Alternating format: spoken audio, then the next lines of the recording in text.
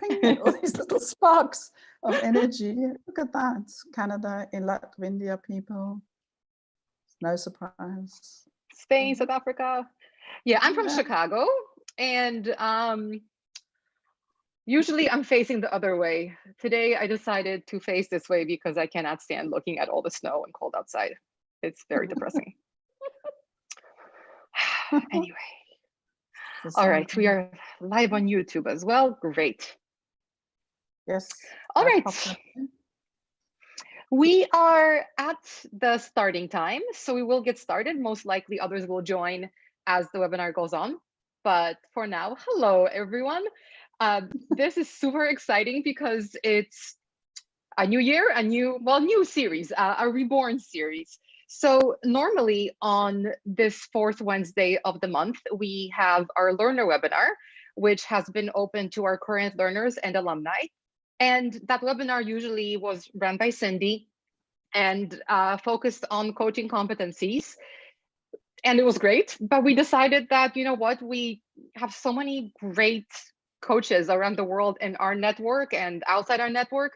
And the topics that we cover in all webinars are so useful to a broad number of people that we decided to rebirth this webinar. So it's no longer the learner webinar. It's now our Mastery in Leadership webinar, where every month we will have a different master coach, like today's guest. And that master coach is going to talk about whatever they are an expert in and tie it back to specific coaching competencies, so that we're all actively learning, but also broadening our horizons and listening and learning from coaches who have been doing this for a while and have something great to impart on us. So I'm very excited about today's first session, which Cindy will introduce. And in general, when you come back to this fourth Wednesday of the month webinar, you will see Cindy running the show. She's the one putting together the topics, the speakers. She's the mastermind. So thank you. Big, huge thank you to Cindy and to today's speaker, as well as to all the speakers we're going to have in upcoming months. So I'll hand it over to Cindy for introductions. But just in case some of you run off at the end of the webinar, there is a CCEU available for this webinar, a Core Competency CCEU. I will put the link and the password to claim at the end of this session, and you must claim within the next 7 days if you want the CCEU. And the second thing I want to mention is next week we are restarting our Business of Coaching series. We took a break this last month because there was New Year's Day on that Wednesday, but we will be focusing on what we're doing right now: video meetings, remote meetings, working remotely, coaching remotely. So we will have someone who does a lot of work in that space. So please join us the first Wednesday of the month, same time, different registration link, different topic, but you'll probably see me again. So I'm going away to the background. Cindy, over to you. Thank you. Hi, everyone, and very happy 2020 to all of you. So as Marcus spoke about the new evolved webinars that we are now running for 2020, taking the place of the learner webinar, which is Mastering Leadership Through Coaching Competencies. And it is a core competency webinar. All speakers in this series will be master coaches, and you will gain core competency points for these webinars. And I just want to say something about the speaker. Svea and I know each other for a few years now. And in our communication on different platforms, as in mentoring, board members, training, whenever we spoke about ethics and professional standards, the conversations always evolved into what seemed to be a partnered approach, meaning what is emerging right now and how are we managing what is emerging, which sometimes we coach wonder, are we breaking ethics? And how would we know that? How do we know where that boundary is? And the more we spoke, the more I was attracted to Sreya's way of how she spoke about the topic. There was no, it should be that, or it must be that, but more an exploration of the topic to see how it was showing up for both coach and client, or different stakeholders in process. And I hope you get that kind of experience and much more from today's conversation.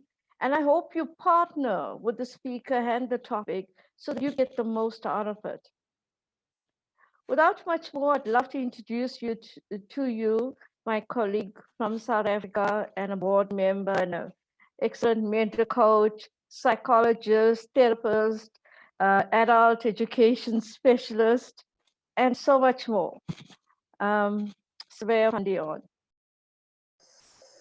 Thank you, Cindy. I heard Magda say about that the invitation is because we have expertise in something, and I sort of thought, oh, what is it that I'm bringing to this?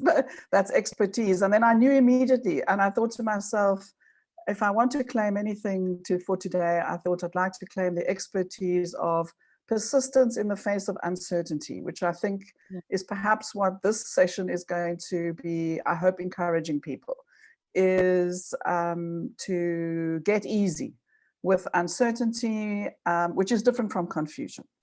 And so, but thank you for your kind words about all of this. I think what I would like to ask the participants to do, because I'm aware that we're on a webinar where I can see you in the chat, but I can't see you as little video screens. But I'd like to encourage participants is that please could you use the chat as a way to log what it is you might like to say, hear more about, because I can see what you've put in the chat, but so can everyone else. And what I'm proposing to do is to say something to frame our webinar so that we've got some sort of shared way of working. So I'm not going to start in true coaching style with something like, so what are your best hopes for today, or what brought you here today, or etc. I'm going to really start more, I suppose, in a webinar kind of way, which is to say something about what you might be able to sort of expect to get, and then we'll work from there as we move along. I'm going to share my screen a bit. I hope not to kill you with PowerPoint, because I'm not a great PowerPoint person, but I do think there's a place for PowerPoint when we are in an international community. So just to locate myself geographically, because I think we aren't just minds that sit on webinars, we're actually bodies that are located somewhere. I'm in South Africa in Cape Town. It's extremely windy. I can see out of my window a lot of trees waving and carrying on. And I have worked elsewhere and lived elsewhere, but I do regard myself as somebody who is an Africa located person. So what I'll do right now is share my screen so that you can also get a little bit of a sense of where are we and where are we going to go. And Cindy, if you could just hang in there with me and tell me whether people are seeing, whether you're seeing my screen, or if you're not, just let me know, because I'm working on 2 screens and, you know, the techno things, and sometimes we can get in front of ourselves. Okay, so our topic for today that we chose was mental health in the workplace. And I have a real interest in that, as I think probably all coaches do. And I've put on the slide probably some of the thing that I think already ICF alerts us to, is that the challenge of working ethically will mean that we inevitably encounter situations that require responses to unexpected issues, to do resolution of dilemmas. And I want to say something specific about a dilemma, is that a dilemma is something which initially we approach thinking, oh, there are multiple possibilities and none of these possibilities are actually going to be satisfactory. I just want to, okay, Magda, I'm going to try and do presentation mode, but it may not work well for me. So just let me try it. Just bear with me for a sec. Okay, the difficulty Looks for great. me now, yeah, the problem is I lose the chat, so I can't see my chat then, so we'll just have to bear with that. That's okay. Cindy and I will interrupt you if we need to. Cool. Okay, you do that. You can see I'm like a chameleon. I like to see what's going on in the chat whilst also talking about what I can see on my screen. But I shall take my own medicine and live with uncertainty. What I'm proposing to do is to look at this issue of workplace mental health in the workplace and frame it as a conundrum rather than a dilemma. In other words, a conundrum is that there are different options, but they may not be unpalatable, whereas a dilemma really implies that whatever possibilities you see before you with your coaching clients, with leaders that you work with, or that people in the workplace see, they kind of think none of these are really things I want to be doing. So I think I'd rather bring it back to a conundrum, is that there are multiple possibilities and that we have much choice, which I think is not necessarily a bad thing. I'm going to draw on the ICF definition of coaching, as you can see, the revised 2019 Code of Ethics, and then the updated Core Competency Model, because I thought, why not? It's a new year. Those of us who are already credentialed have been encouraged recently by a flyer that's just gone out. You may have received it already, saying, go for it. If you're already credentialed coach, begin to use the new core competencies. If you're a training school and a trainee, be assured that if you stick with the old core competency, or I don't know what it's really called, they're not updated, whatever that might be, the existing, the original, you're fine. So I thought, let's just have a quick look at some of that. Okay, whoops. There we go. So I want to just alert you to where was something about myself, because that might give you a bit of context, is that I'm an educational psychologist. And I think that that's an important distinction for me, and not a clinical or counseling psychologist. Why? I am curious about how we learn, what we can learn, how we can learn things, how we can apply what we learn. I'm less curious about putting things into diagnostic categories. I'm less curious about treatments that allegedly work for certain conditions.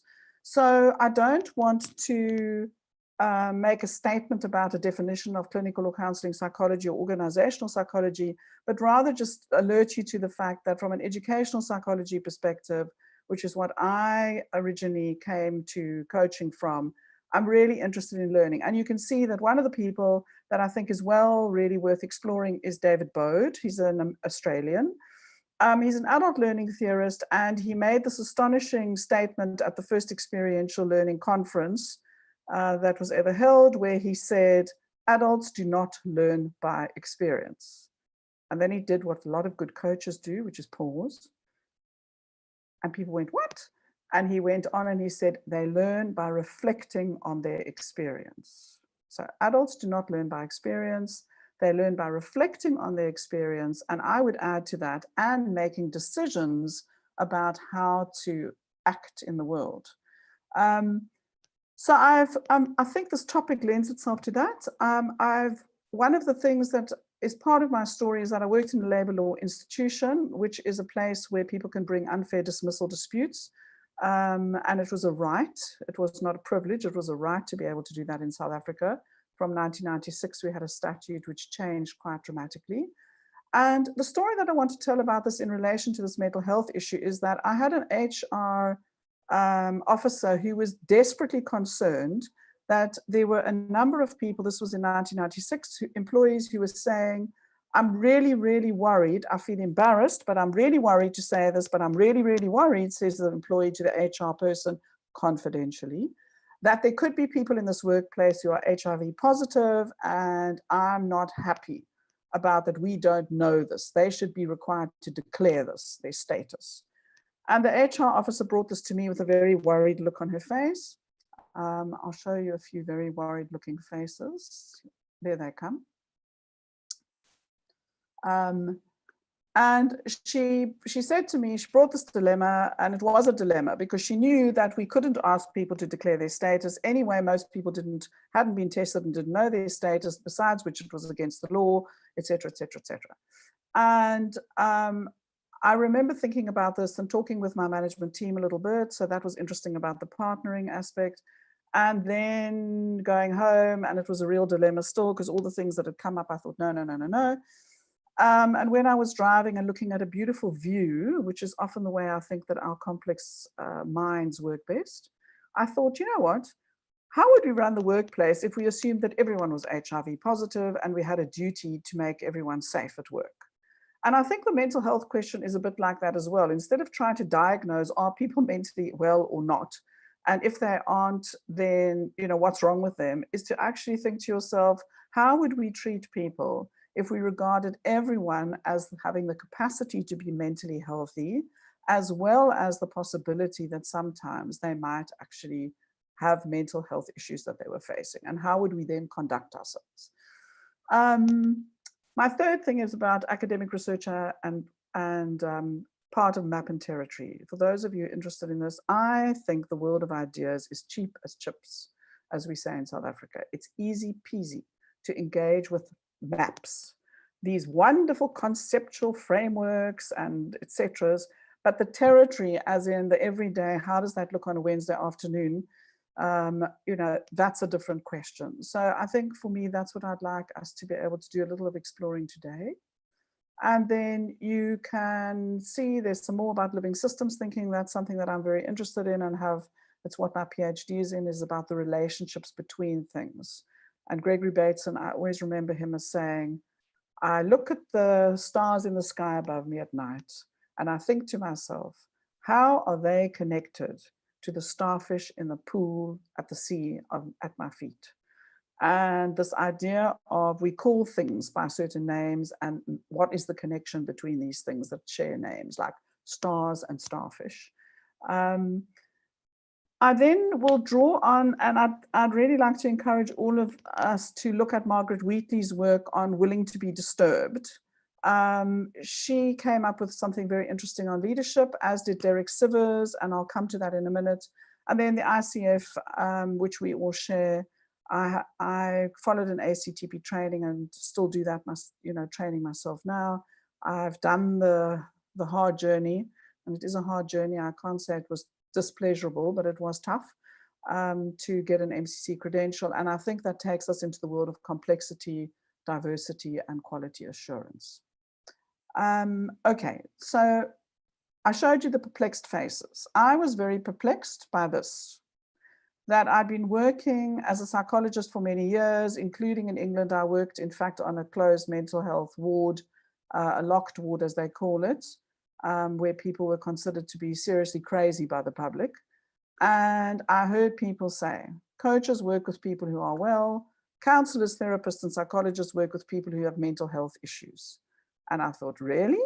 That's not what I'm experiencing in the workplace. And I thought, is this a boundary issue? In other words, a territory issue. The psychologists, counselors, and therapists want to ring fence anyone with a mental health issue is our client. And coaches, you can only work with people who are well.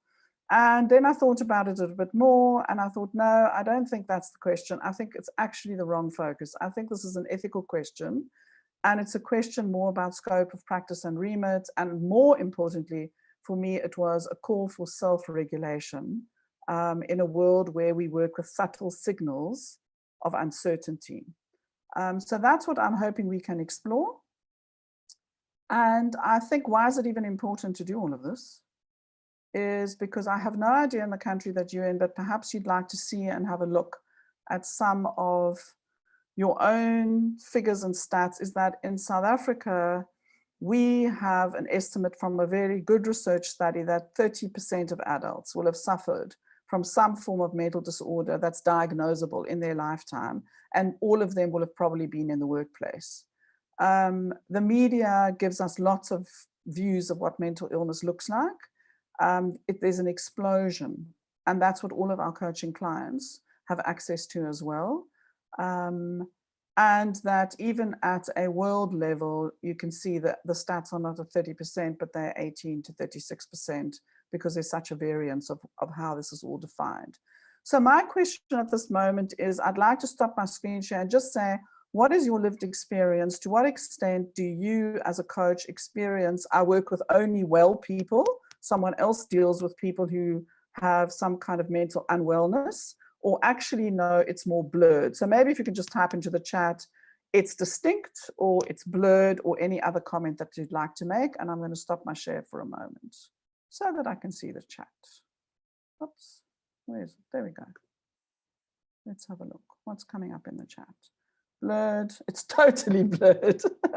Okay. Then you need special lenses. Okay, I don't think we know. It's blurred, but not unclear or confusing. That's interesting comment. It's blurred, but not unclear or confusing. Almost always blurred. Okay, mostly blurred. Okay, I'm a headhunter. Okay, that's interesting. The person who's put in the headhunter will come to a statement that's coach's experience.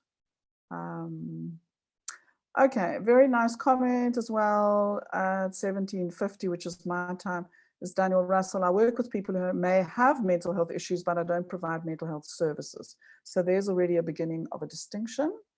Okay.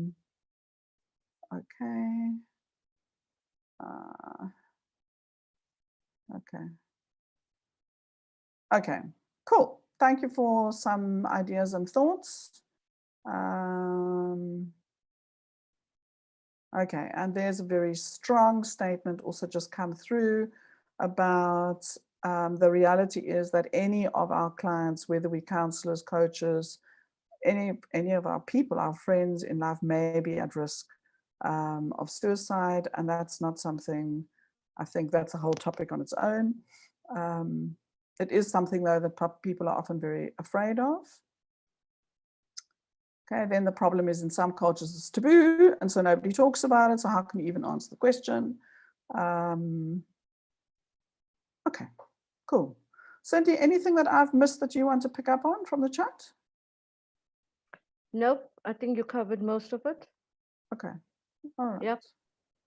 Okay, cool. Then, oopsie. Okay, let me just.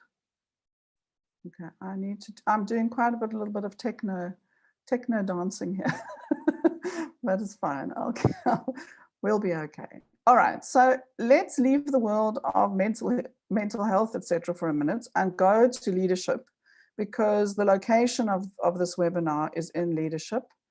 All right, so now let me put myself onto slide view. Okay. This may or may not sit well with some of you. So if it sits unwell with you, please keep with your own point of view. Don't feel any pressure to adopt mine. I do say to people sometimes, while I'm passionate about things, I'm not evangelical. So I'm very, very happy for people to have their own points of view. But when I think about leadership, I think about there are gazillions of textbooks, video clips, theories, models, and they all claim that they're either right or they're significant. And so it's a huge dilemma, I think, to engage with the topic of leadership and what does that mean, because it will mean so many different things to different people, and it will be contextually bound. So I would like to just flag those two people that I spoke about, and then to say something that you might like to take with you from this webinar and play around with yourselves.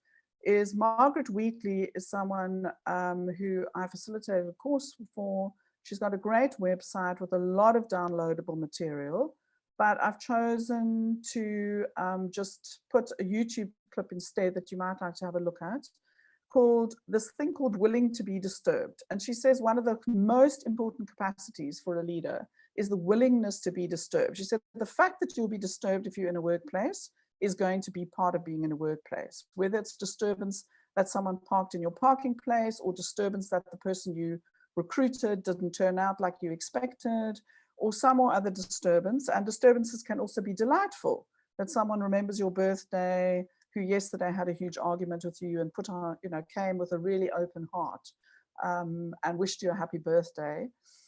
So this willing to be disturbed idea she talks about is very important. And she spoke about a leader is someone who steps up to serve when the community has a need. So she didn't go with things like situational leadership, various of the kind of servant leadership or host leadership, etc. Just made a simple thing of there needs to be a need, and there needs to be a collection of people who have an interest in this need being actually met, and it is a willingness. And then that's what led to her talking about willing to be disturbed. I would say that it's it's a short little, I think it's 2 pages, maybe 3. It's a PDF you can download as well, but there's a video. If you prefer watching videos, it's about 7 minutes. Where she outlines this importance of that the one thing we can bring when we work with people, whether we're coaches or leaders or both, is to actually have a willingness to be disturbed and to bring curiosity to that, but also to bring respect and dignity for the other person to that. So it's more a kind of how we approach it. And I think that's a very much supported by the ICF things that we're going to look at. There's Derek Sivers, who's got a wonderful little video clip, which I'd hope to show you, but I'm not sure if we're going to have time. So I'll probably just put it in the chat. He talks about this idea of a leader becomes a leader only when the first follower is welcomed by the leader and the first follower, and then a few more people begin to do something together, which creates a movement. But he says, until that moment, a leader is actually just a lone nut. It's somebody doing their thing, hoping that somebody else will be inspired by it. So it's a very irreverent but interesting point of view, and it's a lovely little video clip. So I'm going to stop my share just for a minute so that I can get into the chat. Oops, no, I don't want that. Oh dear. I think what I need are two, okay, I've got two screens going and they're jumping around a lot. I don't know why, it's just what they're doing today. So yeah, let me just grab this little activity that you might like to try yourselves at some point. There we go. The mnemonic game. I know that not everyone works in English, so let me say the mnemonic game is that thing where you take each letter out of leader and you play with it in order to try and remember how you spell it or say it or whatever. So I did a little job of my own where I thought, if we look at this leader word, I find it really nice and useful to talk with people about, if you were to put some words to L-E-A-D-E-R, what would you do? And then that we compare them with one another. So you might like to do this if you've got a group of colleagues or you want to just do it by yourself. We're not going to do it as part of an hour webinar, but it's the kind of thing that I often do in my training courses where we start looking at the meaning making. And I think in mental health work and leadership work, meaning making is everything. Is what do people mean together about what leadership is or isn't, or what coaching is or isn't. The metaphor game you can play on leadership. So I'm just going to read you quickly some of the things I just wrote quickly, and you might like, in fact, no, let me not read them out. I'm just going to grab them for you because that would be better. Let me just find them for you. There we go. This is an activity plus other skills. I mean, coaches, we make statements, but we ask lots of questions. So there's a bunch. So do you have that popped up? Yeah, there we are. Okay, so you might want to do an activity about the ship in leadership.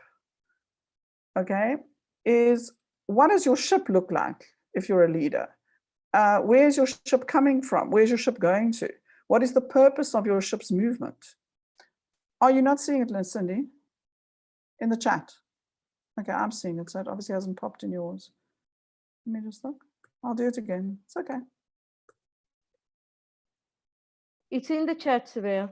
Yeah, it's popped now. Okay, now it might have popped about twice. So there's a bunch of questions. These are things that I would like to offer people about the leadership idea as to how you can be playful about something that people can get very earnest about without being playful for no purpose. Because I think there's a lot of adult entertainment that goes on in the world, but I don't mean to be an entertainer. I just think it's interesting for people to bring curiosity, to bring light energy. So there's some questions that you might like to explore. But what I would like to move to is what I think many of you are really here to have a look at, is how does this all work with ICF core competencies, with revised ethics, etc., etc. So I'm going to go back into my shared screen.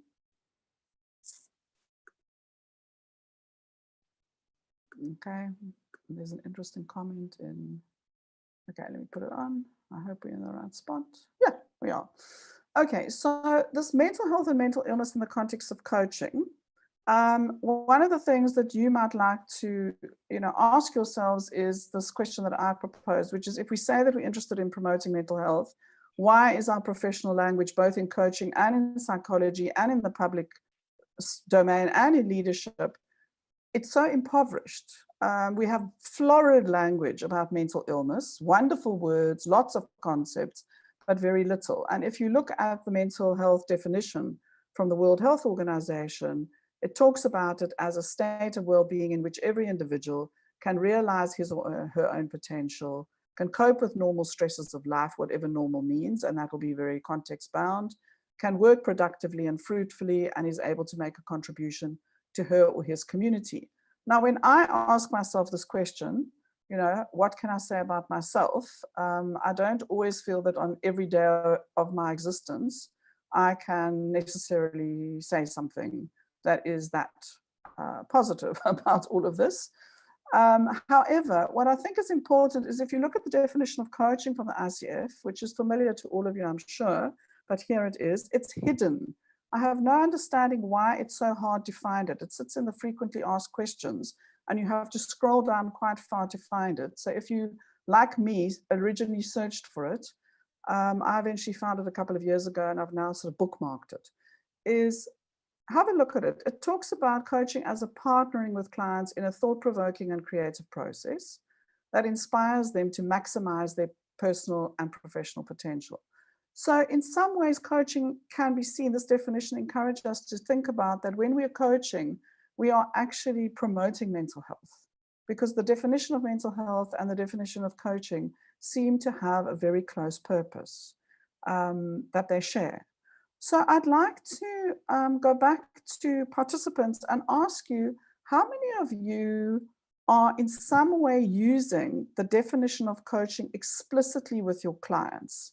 Either to check, if we look together at this definition of coaching, how well does this fit with what you were anticipating or hoping for from coaching, or what you've had before in coaching, or which bits of this do you feel you would really like us to bring alive in the coaching, the thought-provoking or the creative process or the inspiring? So could we just go into the chat, and if you would like to just type anything that comes to mind about what it is that you use in the definition of coaching at the moment.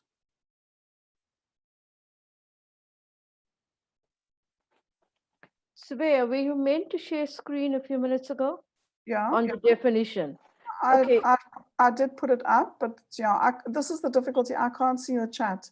Okay. So I'm not seeing your messages in the chat. If you want me to know what's going on, you're going to have to talk to me.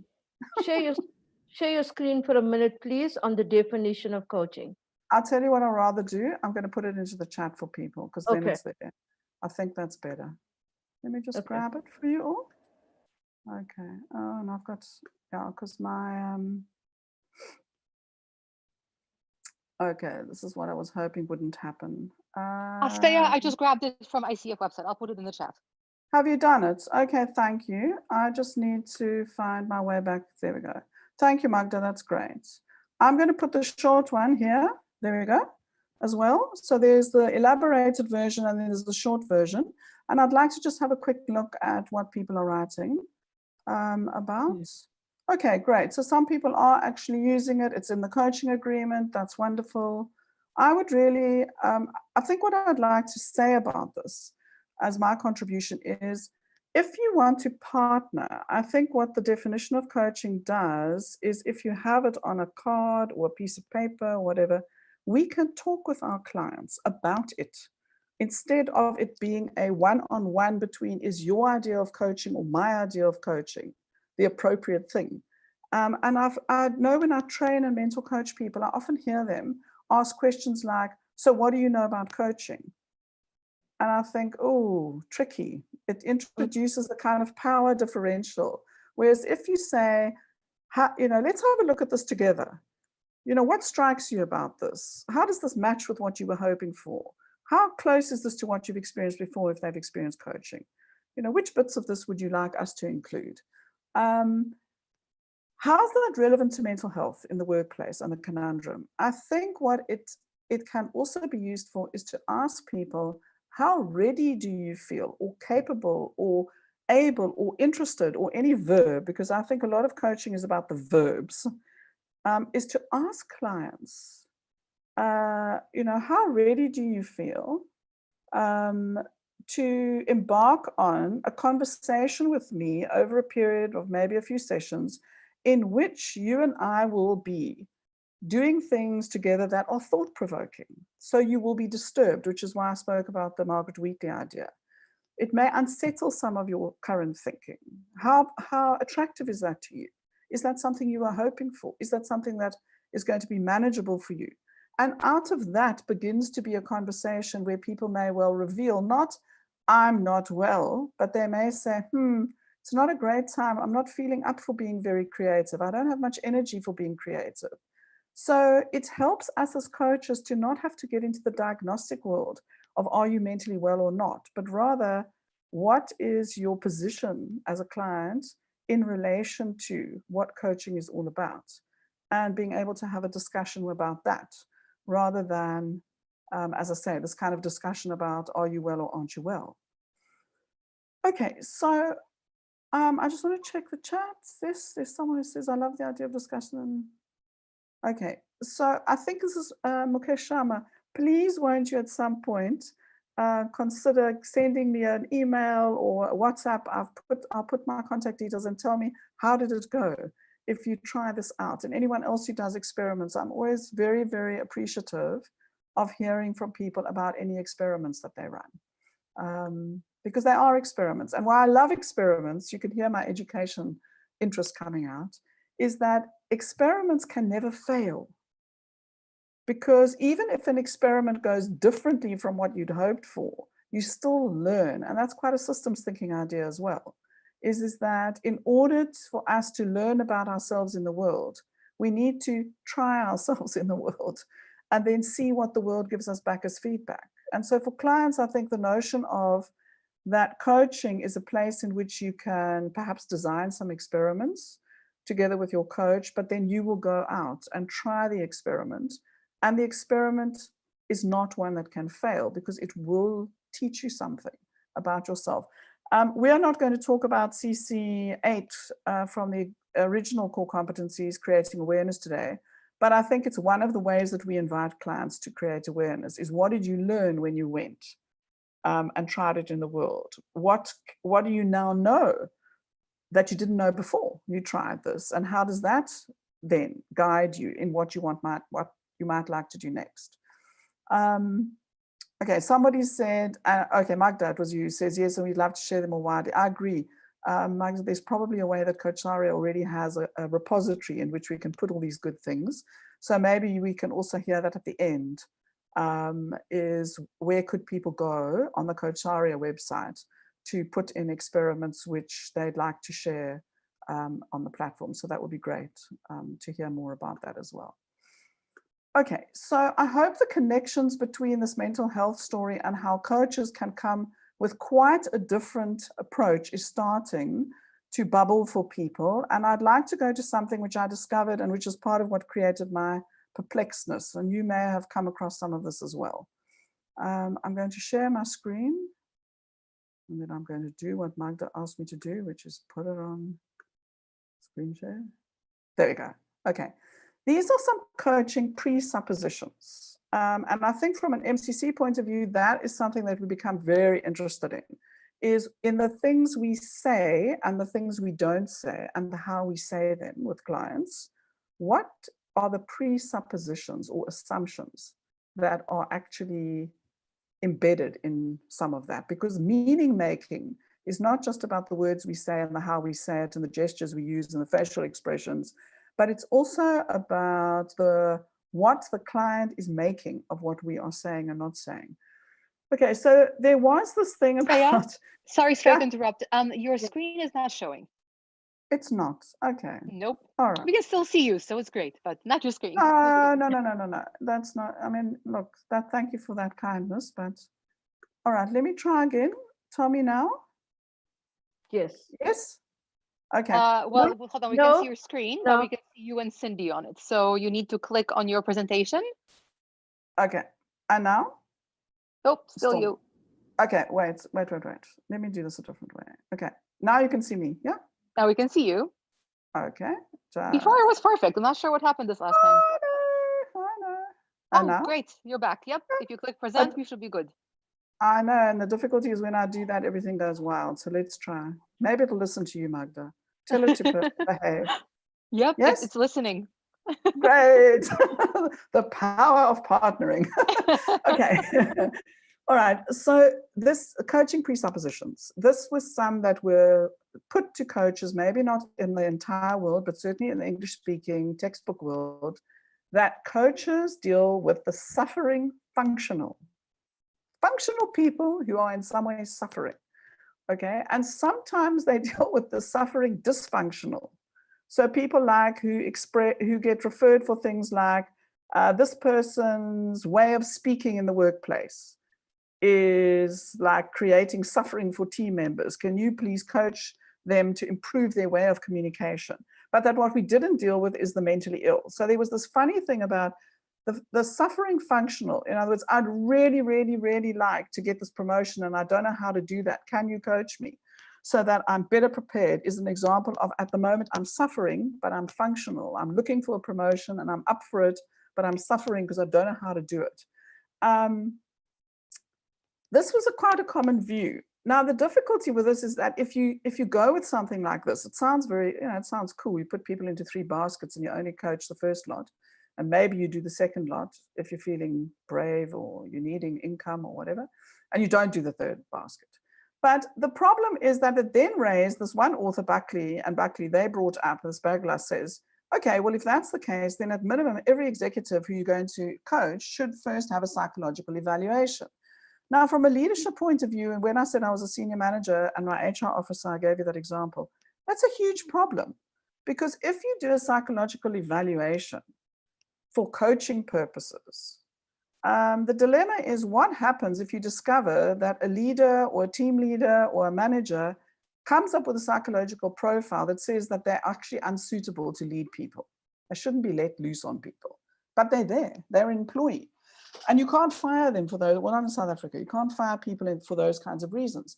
So it led, although it seems on the surface like, oh, that's a good idea, we'll just evaluate, we'll do an assessment and that'll tell us whether people are mentally well or not. It really doesn't work like that. The other thing that I want to raise is, because I'm a systemic thinker, functioning is very contextual. So the kind of screaming and shouting that happens on a sports field is completely fine. But if you were to do that in the workplace, in some workplaces, that would really not go down well. In some workplaces, the kind of quiet reverence that people might bring to meditation or to being in a spiritual environment would be considered completely inappropriate. It's like, come on, give me your ideas. Why are you being so quiet?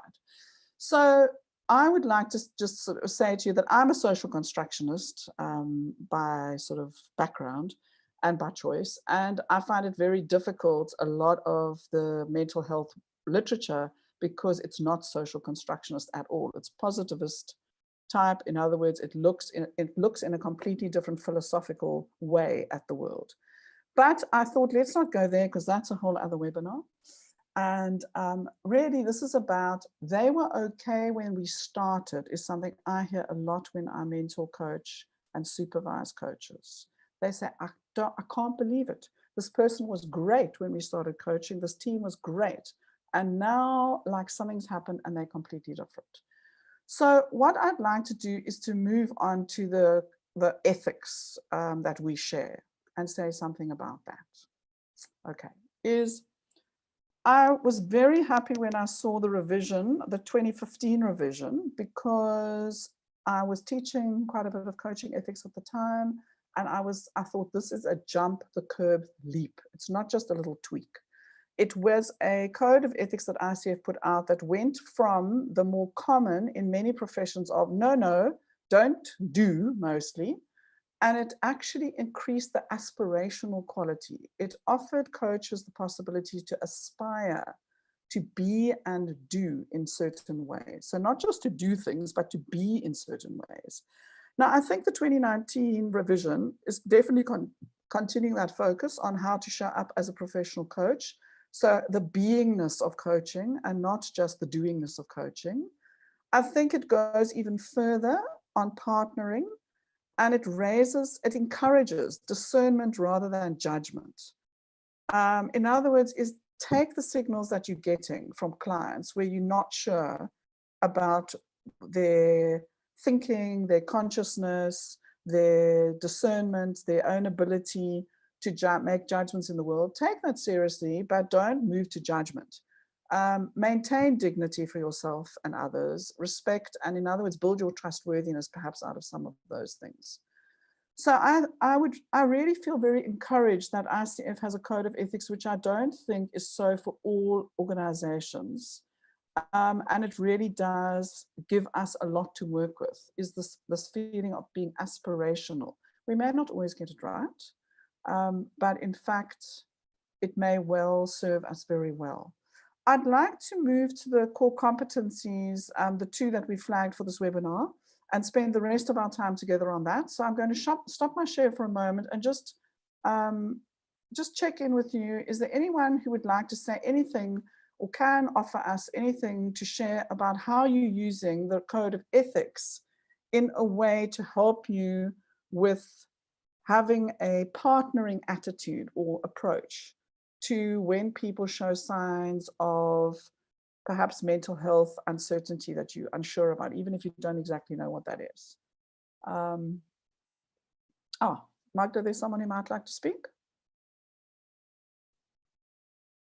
I don't know, but she raised her hand. Doreen, in case you're listening, you're allowed to talk. So if anybody else wants to chat, please raise your hand. Okay, being transparent. Any other comments?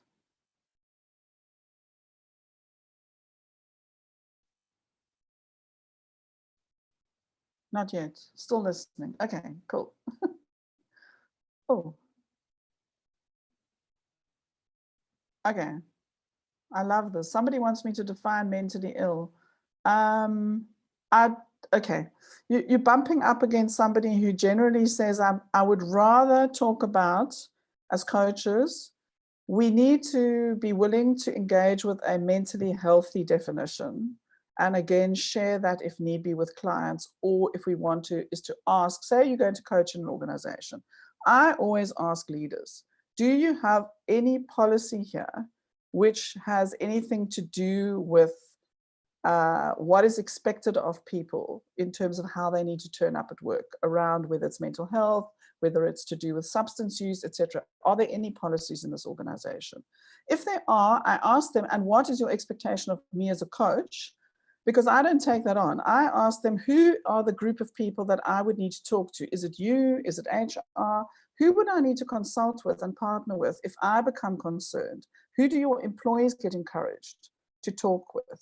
So that expansiveness of sorting out confidentiality, which is what we're going to have a look at now, I think is very important. So I'm going to be disappointing to, who was it you asked about? It was Pradeep. Yeah. We could, I'm happy to point you to some if you need them. Okay, I'll tell you what I'll do. I won't be like that, because people always hate it when they say one thing about psychologists. We always answer a question with a question, so I try not to do that. And then also when people ask for somebody, you go, no, you shouldn't want that, which is not what I'm saying. I think what I'd like to do is share something that the ICF has created, which may answer your question, but in a slightly different way. So let me do that. Let me just find it. Okay, so now I want to screen share, and I need this. And Magda and Cindy, will you please tell me if it pops up correctly or wrongly? Right now we are seeing your whole presentation with your presenter notes. So you might want to click exit show first, unless you're trying to stay in there. No, oh, I shouldn't have done that, Magda. That was a mistake. Okay. We can still see your notes. I know you can. Just hold on. Okay, I'm going to do something. I'm going to do something safer. All right, I'm going to go there to, just let me go. In fact, I'm going to go there. And let me see. Do you now see it full?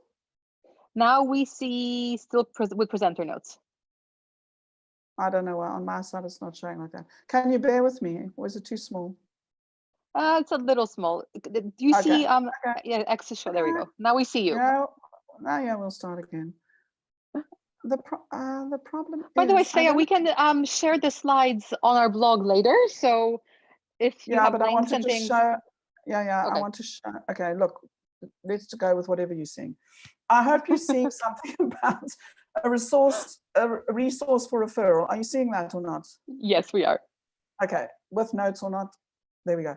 Let me just say that under the new core competency demonstrates ethical practice. Number 7 says refers clients to other support professionals as appropriate. I'm not sure if everyone's aware that there has been this PDF put out on the 10 top indicators to refer a client to mental health professional. You can download it from the ICF website. I think it's very useful. And I think that it might answer that question about what is mentally ill, because I think when coaches know what are the top 10 indicators that ICF would encourage us to pay attention to and then discuss with clients in order to make some partnered decisions about, in the light of these things, what would be the best way to proceed. I think that may be a much better way of working than to work with what is the definition of mental illness that comes from psychiatry, psychology, mental health, social work, etc., etc. So Magda, that might be a nice resource, to put that in as well for people to get that if they don't already know. It's fairly new. Yep, I'll get it. And the thing, and the thing that I like most about it is that, however, it's really about this here, that the client should be presenting as a whole, competent and capable person. And if you are not experiencing that, and they are saying that they do not experience that, that may be an interesting time to say to somebody, could we have a look together at this PDF about whether these 10 things are things that you're experiencing, and then let's talk together further about what may be a good source of support that you may like to access, and find out more about what they might like to access. Okay, so I hope that that goes some way to an answer to this question about what is mental illness. I think for me that feels like a more useful answer. Then I'm just also keeping an eye on our time together. And okay, what I'd like to offer people is something which I think is more interesting and useful in the webinar than a lot of information, is if you have a look at this, I'm going to hope that I'm going to get it right. Magda, I'm sorry I'm being so delinquent or whatever. So not cool. It's usually not the case, but today it is. There we go. Cindy, Magda, are you seeing ladder of inference? Yes, we're seeing it. Cool. Okay. Here is something which I think is very much about the core competencies and how we might be able to execute them, is that there's this little thing called the ladder of inference, which some of you may know. It comes from Peter Senge's work, organizational work. And the problem is that mostly we take action up here. I take action on my beliefs. And my beliefs arrive from my conclusions, and my conclusions come from the assumptions I make, and the assumptions come from the meanings that I've created, which are also cultural and personal, and also knowledge-based. And they come from the data that I've selected. So if you keep going down, and then you get to observable data and experiences, or noticing, which is why I put this word here, is that I think the core competencies really encourage us to spend more of our time in noticing and being able to get really good as coaches at describing what I notice. So I'll give a simple example. Instead of saying to somebody, I see you're anxious, all right, which is at least a meaning making, if not already a conclusion up there, is if we say to them down here at a noticing level, I notice that as you speak about your boss, you tap your leg very sharply and your body twitched. Did you notice that? First ask them, did you notice that? Because if they didn't notice it, then they're at a disadvantage. If they say, yes, I am actually noticing it, or I know I do that, is to then ask, what does that tell you? So I think coaching is particularly useful at exploring with people at a noticing level what probably a psychologist or someone who's doing diagnostics would be dealing with, also at a noticing level, but more at the meaning, assumptions, conclusions level. And this little saying, I think, is very helpful to us. There's nothing so wrong with people or us that what's right with us can't fix. And I think that coaching might be very useful to assume that clients have the capacity to notice things about themselves, and they have the capacity to, when we come with core competency work of the kind that I think we encourage to do by the ICF, that they can actually make good decisions. Because what I'd like to remind us all about is that unless someone is in an institution, like as in a mental hospital or a clinic or whatever, they are in life doing their life, whether they've got a diagnosis or not. So whether they've got bipolar disorder or schizophrenia or whatever the diagnosis might be, if they're in the workplace with you, they are trying their best to get on with doing life as best they can. And maybe we should respect that. So I want to just go back to this core competency 2, which is about embodies a coaching mindset. And simply say that I think there is a lot here that gives us guidance about how to cope when we begin to pick up at a noticing level things about our clients which tell us that there may be a difficulty at a mental health level. And they would be things like fatigue, inability to engage in a conversation. And when I say fatigue, the kind of fatigue where clients say, I leave here absolutely clear about what I'm going to do. But by the time I get out and I'm back in my workplace, I don't know, something just happens to me. I just can't do it. I want to, but I just can't. So it's not the same as excuse making. It's actually about the person expressing the inability to follow through with things. That kind of fatigue is very interesting and should be interesting to coaches to ask some of these questions.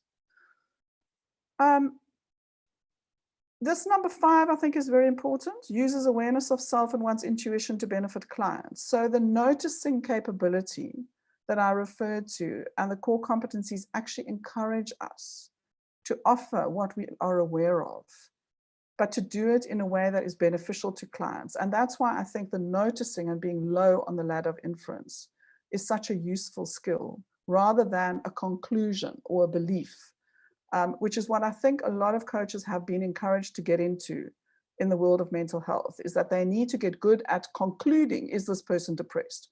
Concluding, has this person got a mental health problem? Instead of staying in the world of what do I notice is happening between me and the other person. Okay, Magda, I know that we are reaching our time when we need to allow people to step out. So I think what I'd like to do is stop my share and let you do what you need to do. And then say to people, if there are any people who can stay on and want to still ask some questions, I'm happy to stay for another, a few minutes. I can do that. I can do that for 10 minutes. But would you like to go ahead? Because you need to do various things about the Sure. CCUs, etc. Okay. Yeah, that sounds great. So everyone who wants to stay, please stay. Otherwise, I will put the link to the CCU right now. And the password is all of the above. For those of you who have come to these before, there's usually a story. Since we're talking about mental health today and the workplace, I work from home. My dog is with me, for example. This is my workplace, so my mental health needs to be good everywhere.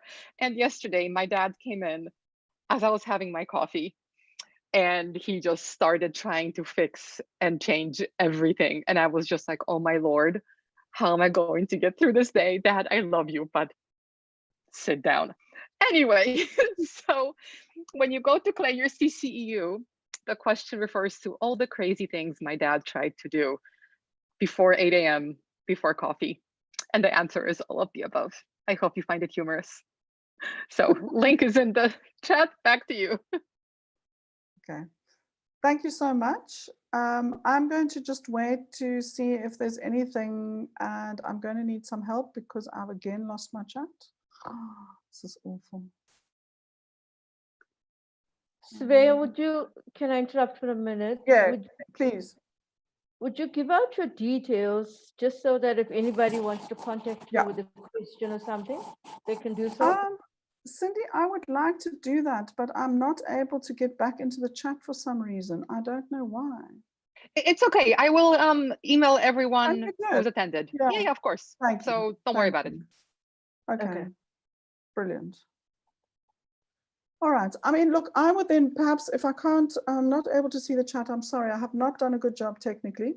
I would like to invite everyone, those of you who are still here, is to really explore with your clients, if nothing else, is I would be grateful if you would do whatever you can to work in a partnering way with clients and to bring the same curiosity that you do to the conversations about when they talk about, you know, I'm a pilot, and they go, you know, I have a borderline disorder diagnosis, is to bring the same curiosity that you would bring to a statement of, you know, I'm a pilot. I think it's important that you know that. Bring the same level of curiosity to that, because in fact, what the person is simply doing is giving you something with which to connect with them and partner with them. It may be a statement that they want you to engage with per se, but it may not be. It may simply be something that they feel a duty to offer you as their coach. Cindy, are there any things in the chat that you're seeing that you would like us still to pick up on? Yeah, well, somebody's asking a question about how to deal with a difficult employee, but there's no context there, and I don't know whether you have time to question or to ask some questions around more context. Yeah, that would be a difficult one. Maybe a good thing is, if the person's still around, is to just write, rather than all the context, is just say how to deal with a difficult employee. I think what I'd like to offer you, and then you can write if that's at all useful, and if not, we can elaborate, is if you think about a difficult employee as being the employee is difficult, rather than there is a difficulty between me and the employee about how we are trying to talk to one another. I think that coaching is particularly brilliant at having an interactional view, and to see the difficulty as lying, I have not yet found a way to engage with this person in a way that they can respond to me and we can partner. So I think you're talking about how do I partner with people where I need to adjust myself in order to find a way for them to be able to talk with me, rather than it's a difficult person and inside this person is a trouble. Yes, I know that people do feel difficult, and we talk about difficult people, but I think from a coaching perspective, I think it's more useful to ask yourself, or ask myself, how can I self-regulate and offer a different way? Perhaps if I ask them to write something down, perhaps if we change the location of where we're talking, but to invite them to say, I would like us to be able to have a conversation. How do we need to go about creating the conditions for that to happen? Cindy, is there anything in the chat further? I would like you to clarify a question.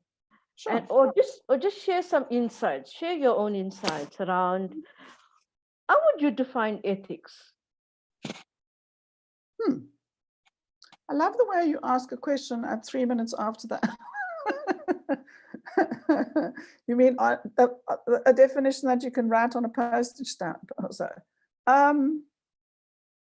I think for me, what ethics is about, all right, is this idea about what I'm probably alluded to, is bringing respect, dignity to conversations, to actions, and the willingness to hold multiple perspectives, other people's points of view, rather than standing on ceremony with your own. And the thing I think about ethics is that ethics are also culturally, but also globally recognizable. There's something about ethics which has to do with humanity, and bringing humanity to the work that we do, and the willingness, though, to deal with this unexpectedness, this disturbance that we have. So Cindy, I'm not sure if I can do any justice to a big question like this in the time that we've got, but I hope that gives a flavor. Yeah. That was great, Svea. I asked because so many coaches speak or use language that comes across as if ethics is cast in stone. Oh, no. Yeah. Well, ethical guidelines, I think, are offered as a way for us to have something to engage with. So maybe I'll finish with a small thing, which is about, there's a wonderful Italian saying, which is, why must there always be a gherkin in any bowl of olives? And the answer is because otherwise, how will the olives know they're olives? And so I feel like the codes of ethics offer us an opportunity to go, what does the code of ethics tell me? And what do the core competencies tell me about how to be and show up and do? And what am I experiencing in my own self about what I would like to be able to do, or what I'm thinking I need to do, or how I need to be? So it offers you a private space in a way in which to have a thinking partner, if you want to call it that. So I think it's very much a co-creative enterprise ethics. I don't think it's at all, it's not about legal, and even legal is about interpretation. It's not about being literal, it's about being metaphoric and figurative. And at the same time being held to account. Well, you'll be pleased to know that most of the coaches have still stayed on. And I know that you probably want to close, so I'll be quiet and you can close. All right. Well, I would like to say a very big thank you. The process has helped me. This invitation helped me go through a lot of material. There was plenty more that I would have liked to have shared with people. It is something that's on my agenda for doing training courses and webinars and things like that. So I do mean that definitely, is that I would very much appreciate being part of anyone who would like to email me, or I'll look in the Coacharya space as well and respond. Is I think that we are all in a massive learning journey of how to work well with people in a world where people are just people. They come with mental health, mental illness, and something in between. And our job is to try and engage with them as best we can, while at the same time not attempting to offer a service which is beyond what our scope of practice allows us to do. And I would really like to wish everyone well. And thank you so much for this opportunity. And Magda too. Thank you, Svea. It was a pleasure partnering with you and everyone. Magda? Thanks, everyone. Yeah, thank you so much, Svea. All right. And for everyone who's registered for this webinar, it is a series. We will have another amazing session with another MCC coach 1 month from now. So when you registered for this webinar, you register for the whole series. Of course, we hope that you attend as many as you want, but just so you know, as with many things that we do at Coacharya, it's flexible based on your time and your interests. So please join us here next month and next week and the week after. There's something on every single week. Please join our live streaming on YouTube, which we will do for every webinar that we do. And please take a look at our YouTube channel for past webinars, and on our blog for the slides from past webinars if you're going to watch any of them.